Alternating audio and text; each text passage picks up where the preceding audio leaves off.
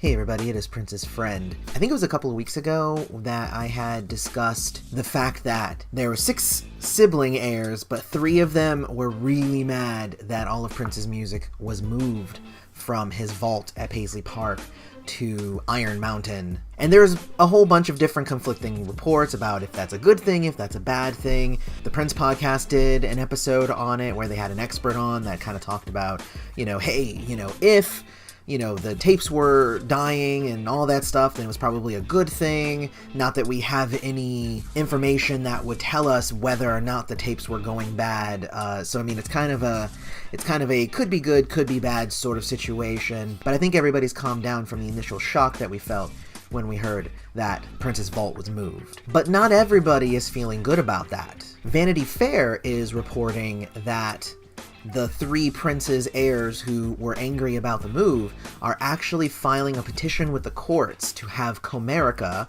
who is the estate's representative, to have them removed from being the representatives. So to give you a little bit more context, Vanity Fair is reporting that 3 of Prince's heirs have petitioned to remove Comerica Bank as personal representative to the estate, according to court documents dated Friday that were made public Monday. The heirs, Sharon Nelson, Noreen Nelson, and John Nelson, made the petition for a number of reasons, including what they claim is an improper decision to move the late artist's much-vaunted vault of unreleased recordings to California, for improperly defending the $31 million record music deal the estate's previous special music advisors had negotiated with Universal Music Group that was rescinded after contractual inconsistencies were revealed, and essentially for being insufficiently familiar with Prince's music and business to be a suitable representative. So those are 3 pretty big things.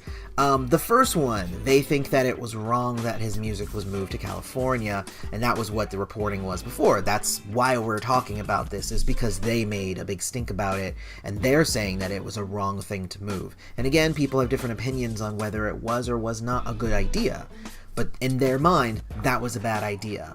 But that, on top of Comerica being the reason that the Universal Music Group deal fell through, and the fact that they believe that Comerica just doesn't know enough about Prince's music and the way that he wanted his music to be released. So when I read this, I was like, oh man, I remember when I had told everybody about the Universal Group deal, and I was very sad that that had failed because, I thought that it was going to be picked up by Warner's and all that stuff, but I didn't really realize the ramifications of that deal. That deal was going to be so that all of the rest of his albums that weren't Warner Brothers related were going to be released. So, we are all missing out because that deal failed. Now, I don't know if that was Comerica's fault, or it was the fact that the representatives were actually changing hands a lot during that time, and I don't know if it was Comerica's final fault, or if it was a combination of changing hands and maybe miscommunication and whatnot that actually caused it. But if they're saying that Comerica is the reason that the Universal deal fell through, that is a pretty big deal.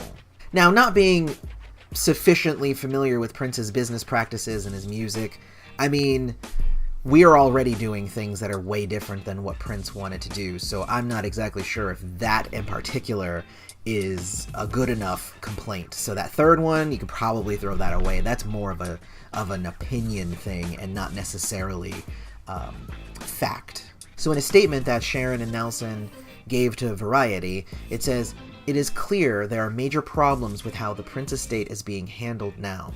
The heirs want respect and the fans want music, both of which are missing. The court will have to make the ruling. No bank or individual alone should control Prince's creative legacy. Comerica and its advisors have inadequate experience for this estate." And obviously, the missing music is they're talking about the music that was removed. And obviously, they also feel like they're not being respected.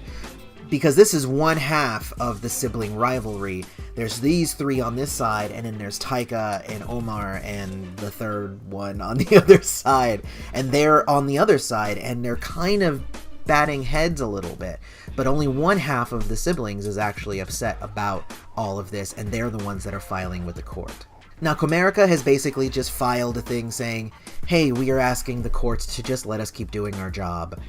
So we're going to find out soon, I'm sure, as to what is going to come from this. So I'm going to put a link to the full article down in the description so that everybody can go read the full thing. Go check out the rest of it and then come back and we'll discuss it in the comments and see what else we can come up with. But honestly, it sounds like this is going to be something that is going to be a big deal.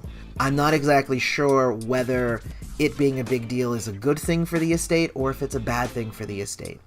It could be a good thing, because if it is being mismanaged, and we don't know, we're not behind the scenes, if it is being mismanaged, then maybe they can put some measures in there to correct it. The other side of that would be, if it actually is being managed well right now, then these three siblings toppling all of that over, if it does get changed, could throw it into even more chaos. So, I told you guys I would keep you up to date on what's going on with this story. Here's the update, and if there are any other updates, I will let you know. In the meantime, don't forget to like this video and subscribe to the channel. Follow me on Facebook, Twitter, Instagram, and Patreon at patreon.com/princessfriend. And may you live to see the dawn.